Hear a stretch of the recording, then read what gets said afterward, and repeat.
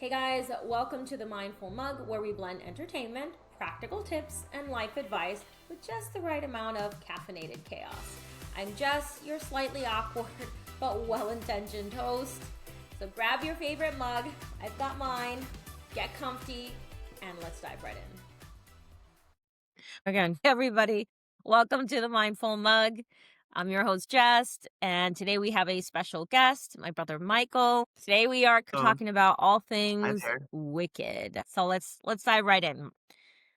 Right, Michael. So what did you think? What are your thoughts on let's do a little light recap of the first one. Yeah, yeah, for sure. I think there's a lot to kind of to like it's one continuous movie. So sometimes if like obviously if you haven't seen the movie in a while, it's like you're watching a brand new movie. So you have to watch the other one. So part one, so it's back in your memory and then watch part two, which is what I did. I was actually able to watch it last Monday when it came out for sneak preview. So, it was really, really great. Movie theater was super crowded, but I think the movie theater also gave it a big, like it just made it seem different because everyone was super hype and it was like watching a live show because people were clapping, especially when Elphaba was singing that last part of No Good Deed. And everyone literally did a standing ovation in the movie theater. Yeah. Like it was a live movie. Like it was a Broadway um, but it was fantastic. It was really, really good. I definitely am gonna Third go wait, watch it when for the was the third time. second? I didn't know you watched it Yesterday. yesterday. I watched it yesterday all by my lonesome in a mostly empty theater, which I prefer. I'm not gonna lie. I do like the less crowds. I agree. I think when we saw like part one is definitely the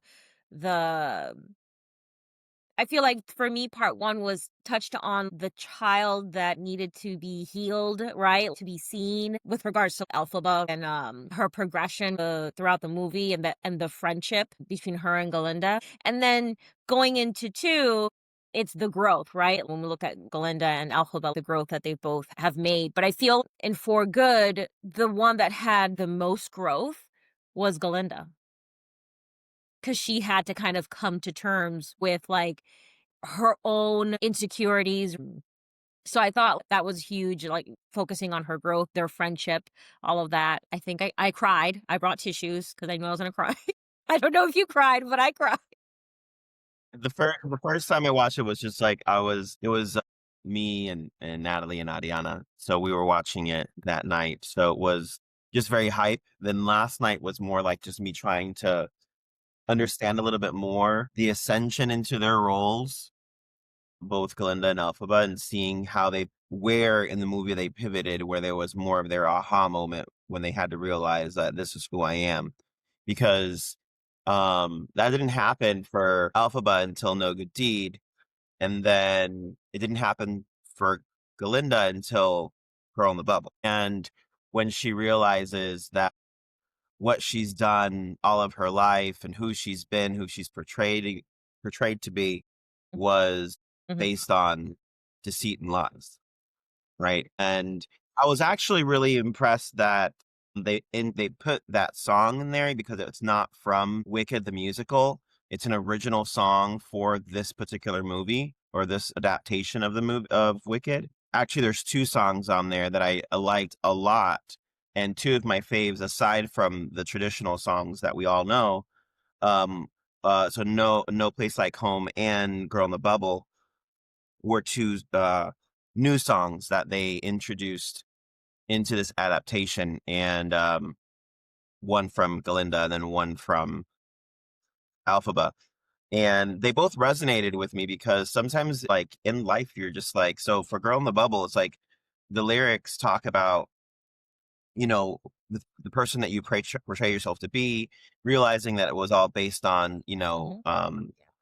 you know, lies. It was deceitful, right? You were deceiving not only people around you, but you deceiving yourself. And it's time for that bubble to pop so people can really see who you are. And No Place Like Home, I loved it. When I first heard it, all I can think about is Puerto Rico because it talks about continuing to go back to this place that has continued to devolve, and you're seeing, like, why am I here? Why do I keep coming back to this place? It's devolving, it's not nice, there's no opportunity. And like in my mind, I'm like, man, because I want to eventually move back to Puerto Rico, but things are not the greatest on the island. But then she goes in to start talking about the reasons why. It's always going to be part of her heart, and it's you. You are the person that can bring change to where you're at. So it's not necessarily going back to a place, it's going back and finishing what you started, right? And it's seeing that there's so much beauty in that place. And if you look at it in a positive way and the changes that you can bring to it, or what it's done to you, or how it's made you who you are, it is the best place ever. And that's why you continue to go back. So I really liked both of those songs because it said a lot about where they were currently at in that particular part of their lives or their journey. And I thought it was a really two good Yeah, additions yeah, to I agree. that Mm. tape. I definitely liked I think I loved that Elphaba, and it resonated a lot with me where it was just when she was, the part where she's singing, right, like, "No good deed," that it's like you get tired sometimes you get tired of trying, right, to do the right thing, right, to show people, right, that, something has to change or this has to happen, and you try to do good, but then, like, like, what is the word I'm looking for? It just feels like you can sometimes feel, like, stuck because the change isn't you can't make others change, right? We can't make society change. You can't, the only person that you can control and change is yourself. And so for me, it was like that really like clicked with me, kind of feeling like, "Oh, I'm just kind of done with all this. If you want to think I'm wicked, I guess I am." Right? Which again goes to when we think of like the very first part one in Wicked, where it's like, are people born wicked or is wickedness thrust upon them? Which we can see, right, that like people aren't born wicked. And I also loved the and this was at the end towards the end of the movie, For Good, where right before they sang the song For Good, that Elphaba was talking about basically needing a different messenger. Like, it's not gonna come from me. No one's gonna listen to me. It has to be a different messenger.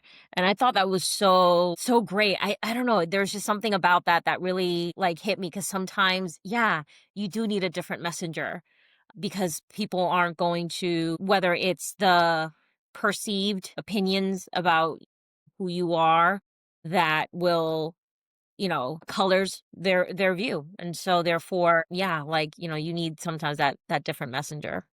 Yeah, I thought it was sad actually too, because when she says to Galinda, "Look at me," and then Galinda looks at her and smiles, and then she's like, Yeah. "No, no, no, look at me the way they look at it," and then whole perception changes, right? Because Galinda knows everyone hates her. So it's saying that, like you said, you need the message. They need someone Hmm. Yeah. to look up to, Exactly. and they need someone to hate. And I thought that was a really powerful message because sometimes, yeah, sometimes we need, as humans, we need a hero, we need a villain. I think that's why it's always been the battle between Yeah. good and evil, faith and atheism, um, God Yeah. and the devil. Always need someone good, and you always need someone to hate, in order to thrive in life. And and that was really, I felt like that was really the message. And you can escape that, and you can let that burden go, which is what she did by, faking her death, was because the only way that she could thrive and figure out who she is as a person, Hmm. Glinda, she needed Alphaba out of her life. Alphaba needed to let her make her own mistakes, learn her own path, discover who she is, which is why she gave her the glimmering. And she was like, I can't read the glimmering. Yeah, yeah. Well, you're gonna have to learn. You have to try, right? Um, which I feel like that's how Glinda eventually, in my brain, actually becomes a true, sorceress, because she actually will learn how to read the Grimmery and the spells and become an actual witch. And obviously everything right now, just like the bubble and all that's powered by technology, right? And it was all false. So I think that giving her the Grimmery, in my mind, is Yeah. later on she figures out how to be an actual witch, Yeah, no definitely. longer. And then going back to like the the girl in the bubble thing, like literally the lyrics, it's insane because it talks about how, I mean, it's obviously it's a girl, but it can be anyone, a guy or a girl. It talks about like our life and like Mhm. the spotlight and social media and how we portray ourselves and how people who's who on online and their lives and all that jazz. But it says, look, there is that beautiful girl with the Mhm. beautiful smile, such a beautiful life built on lies. All that's required to live in a dream is endlessly closing your own eye. She spins such beautiful stories to sing her to sleep, full of magic and glory and love. She's the girl in the bubble, the bright, shiny bubble blissfully floating above, but the truth has a way of seeping in beneath the surface and Yeah. sheen, so all that makeup and filters. And blind as you try to be, eventually it's hard to unsee what you see when you look at yourself in the mirror.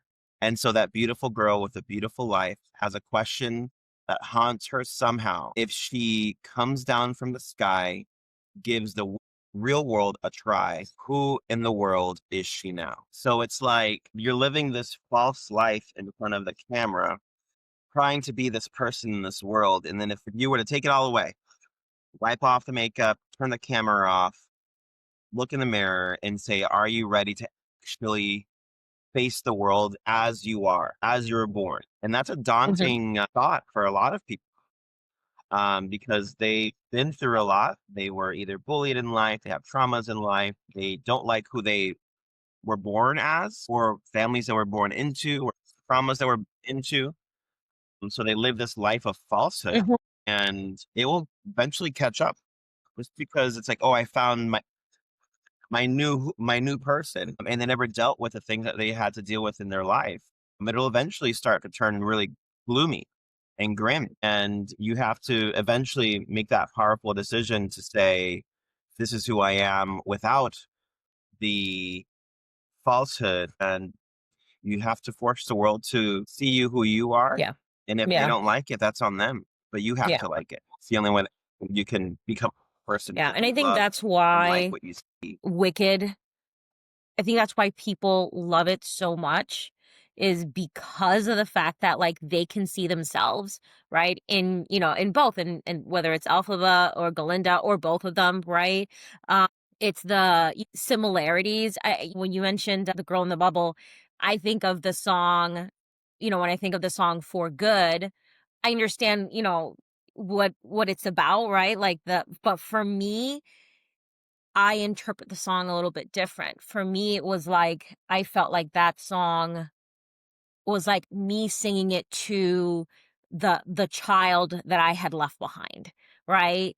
And so for me, that song when I first heard and again, when I hear when I hear them sing it, Cynthia Erivo and Ariana, it just hits different for me, and I just remember hearing their version, and I just busted out crying. But yeah, I mean, it's just I feel like it has helped so many people, I guess, either feel seen themselves just in that moment, just like, "Oh my god, there's an actual movie that speaks about, like, me or my life or my experiences."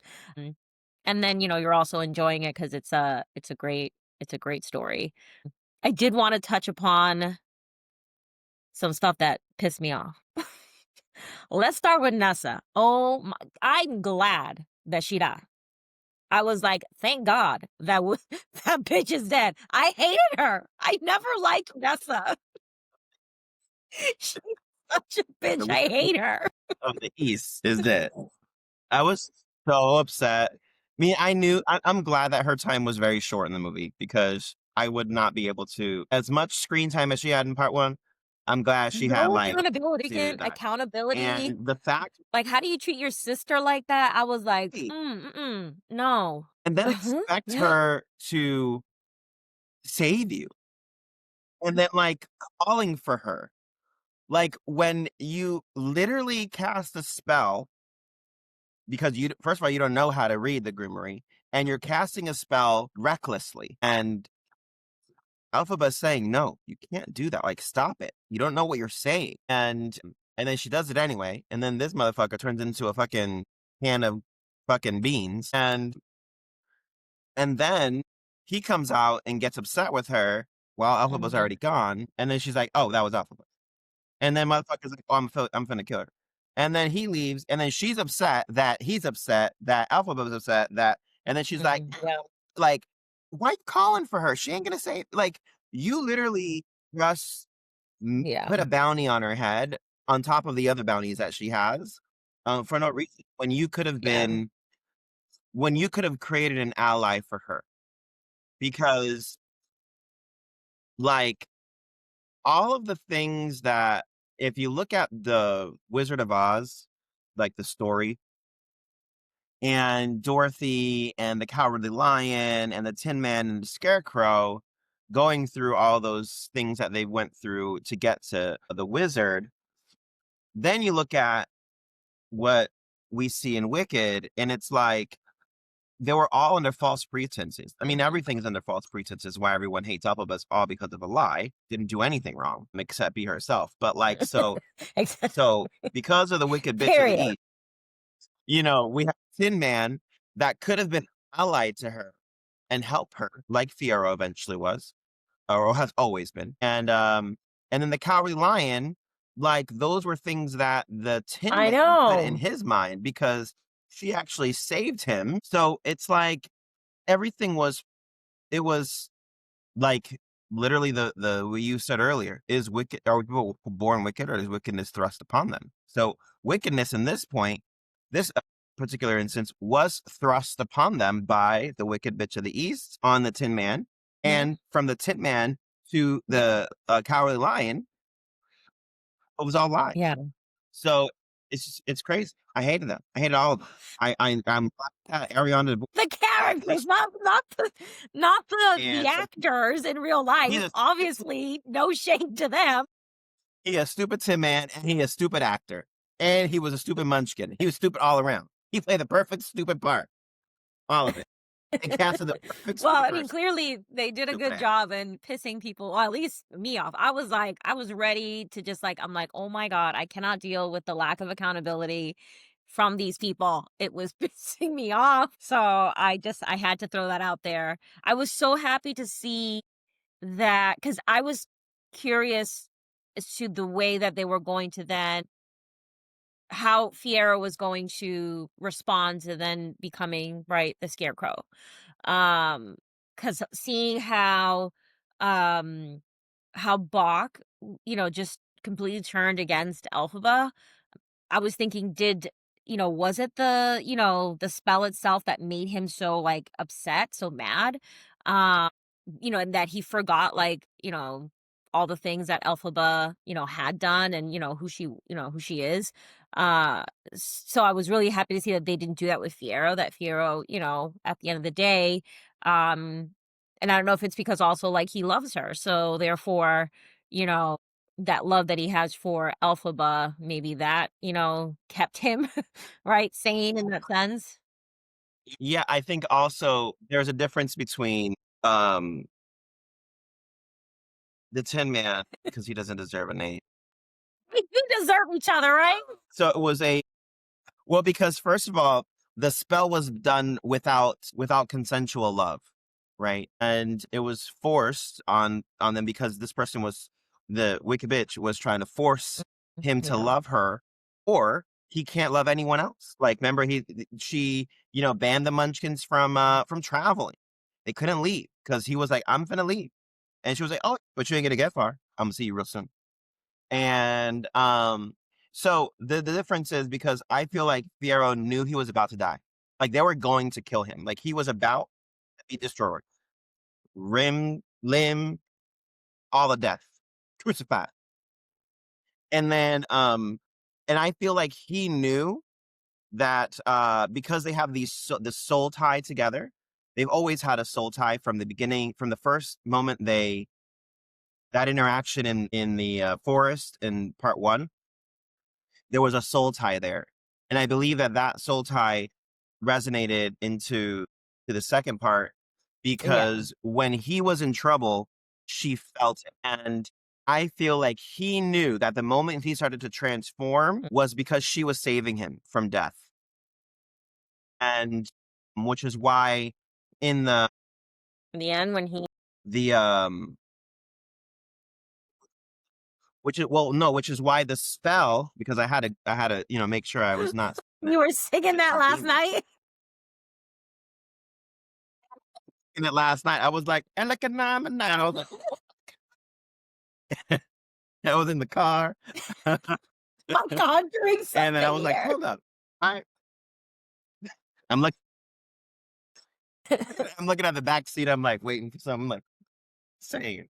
So I had to go and so the Elekanamenamenon is let his flesh not be torn, let his blood have no stain, right? So he needs to turn into something that is not gonna hurt him. Straw, right? Atum atum is means it is finished. It is complete. And then Elakanamen, though they beat him, let him feel no pain, let his bone never break. And however they Yeah. try to destroy him, let him never die. So I feel like, I mean, they could have picked maybe, rubber, but they turned them into straw. But rubber at least would have been more realistic when they kiss it because now he got them burlap lips. That's just gonna hurt. Lots of That's lotion for that. The spray for A. silicone, all these you can't be destroyed. But they picked so Yeah. good luck to them. And they had that dry ass desert at the end of the movie. Like he's gonna burn from the sun. Oh my god. She's never gonna die Well, 'cause there's clearly no water water there. does not kill So her. That was, listen, like that was just, something that they no, said, yeah. right? To, There's also a um because obviously they didn't show Dorothy was I mean her face was clearly because they and then they even said in the exactly. I'm glad that they commentaries did it they because I was didn't really like, take "Oh, wait a minute. the movie isn't Why?" about Like, Dorothy. I don't want them to It's be anybody. So I was really glad that they didn't they kept it, which was good. yeah.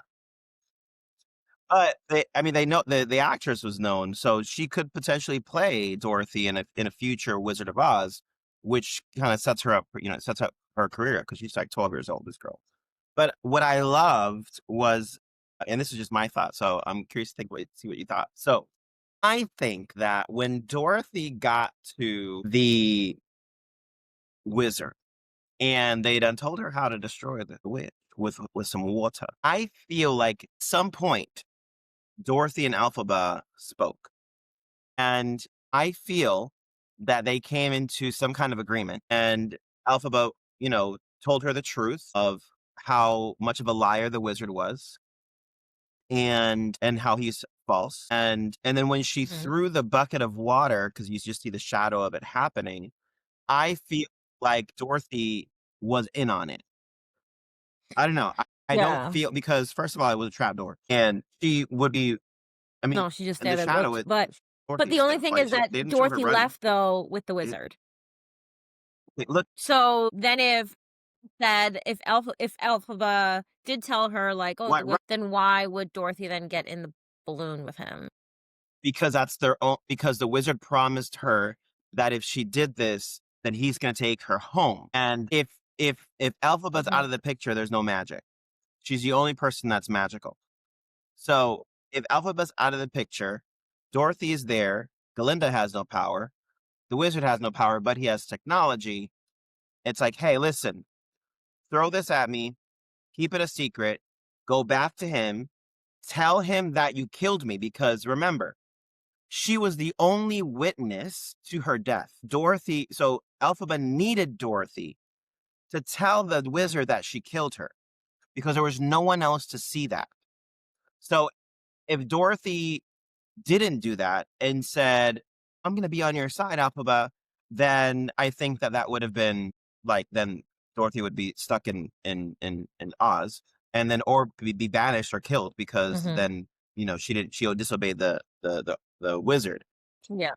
She's in on it, then she's the witness of her death. She can play out the story that Elphaba died. I saw with my own eyes. I killed her myself, and I threw this bucket, and I watched her melt. Yeah, she melted into the ground, into a trapdoor, and then she ran off, told the wizard I killed her. Here's her, whatever, and then take me home because you promised to take me home if I killed her. So she's dead. Take me home. So that's why I believe she went in the balloon to go home. Period.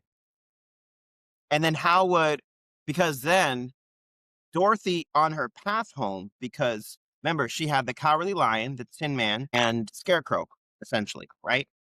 Um, on her path back to Oz, to the Emerald City, she must have told Fiero where Elphaba was, because Fiero was the one who opened the trap door and pulled her out.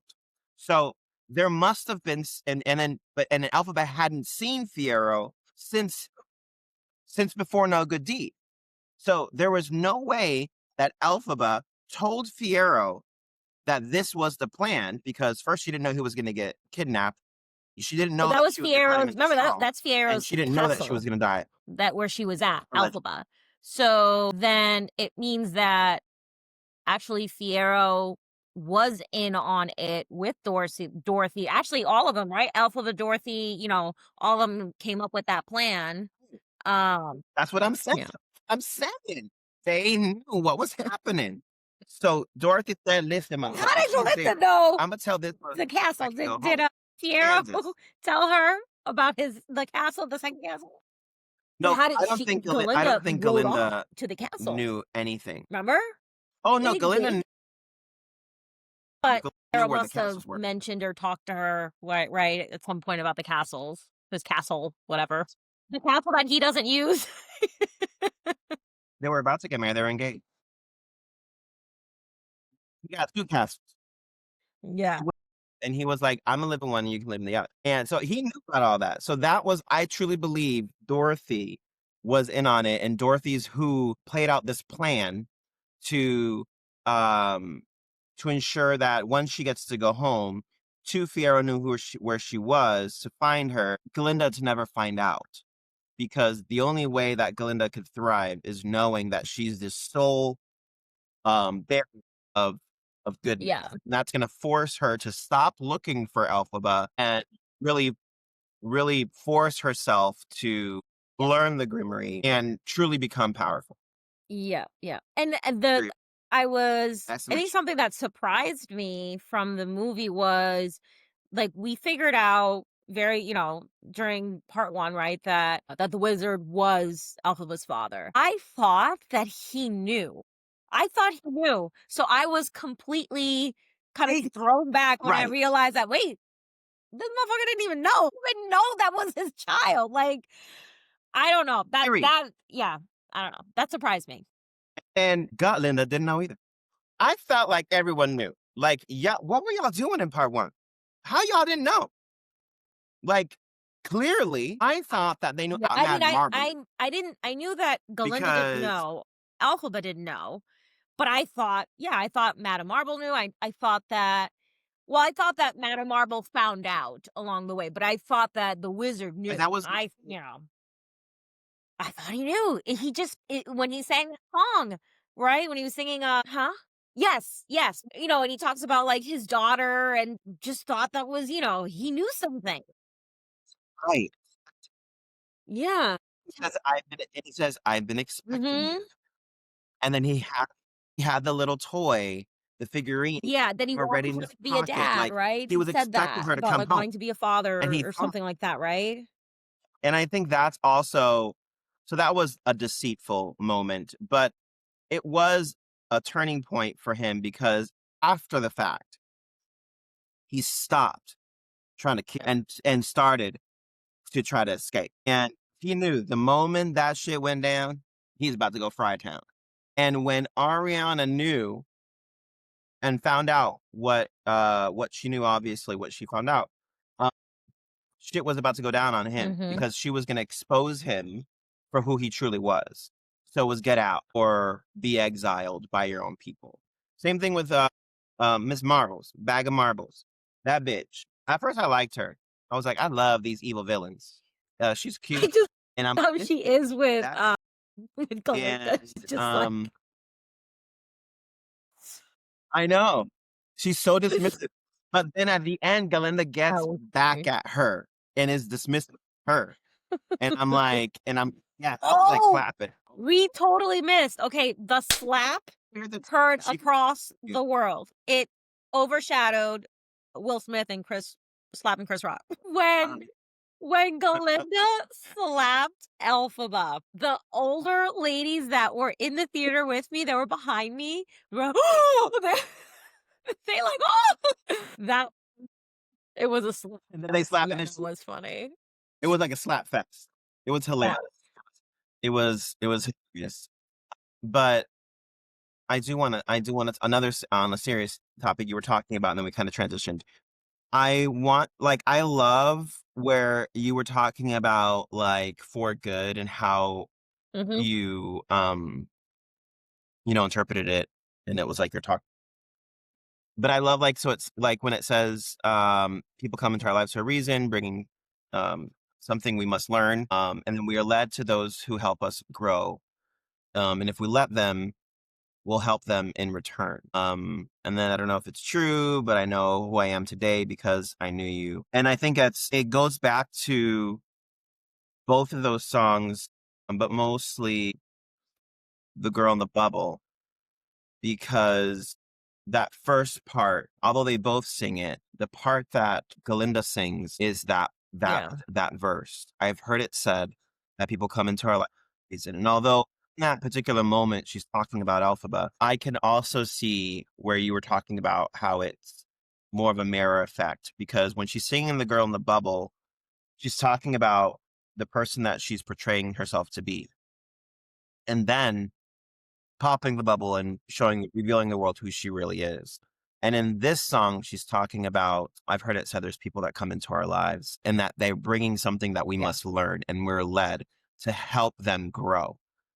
Right. So that person, that personality that she portrayed herself to be came into her life for a reason to teach her mhm, humility, to teach her friendship, to teach her love of self and love for others. And I feel like that is what that personality, Glinda, brought to herself. And she was led and she grew from that. And now it's yeah, time to pop the bubble mhm, to help others grow in return from by being who she is now, Galinda. So I thought that was, it's one of those no, things I that, I mean, people are probably yeah, going to be like, what the fuck is this nigga talk about? I'm like, listen, I'm talking mhm, about, it kind of makes sense, right? I think that's the beauty of this is that you can make any of these songs can, like you said, resonate with oneself and interpret it however many millions of ways that it could be interpreted. But like I see it as there's so much self-reflection in these songs, and you can just look at it like, damn, like if you only yeah, right? make a movie about yourself, it would be wicked. No, definitely, that's the beauty of music, right? Yeah, I'm yeah, gonna definitely. This Yeah. movie, I think, came into my life in just, like, the time that I just needed it, last year when it came out, the first one. So I'm so glad that even though I didn't get to see the musical, I'm glad that like, on Broadway, I'm glad that they made it into a movie 'cause, um, I will definitely be rewatching this movie just like I did part 1.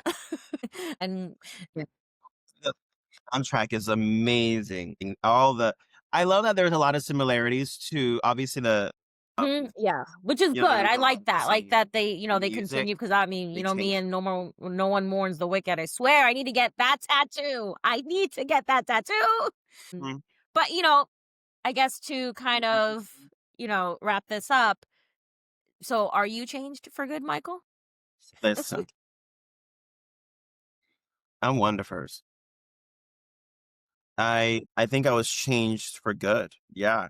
I think that, it's time to pop my bubble. Period. I'm gonna pop it like it's hot. And, I think it's one of those things that it makes you think like, Mhm. fuck it. Fuck what people think. Just do you. Be happy, do good things because no good deed goes unpunished. I agree. That's good, yeah. So Period. this brings us to the end of our Wicked journey, or Wicked for a good journey at where for this one. Um, yeah, so if this movie stirred something in you, whether it's nostalgia, hope, or that quiet little ache that you just can't quite name, just know like I felt it too. And that's the magic of stories, right? They remind us that we're connected even in all our messy feelings. So if you enjoyed this episode, please share with other Wicked fans and like and subscribe so that you can catch the next episode. We'll see you next time. Bye. Period.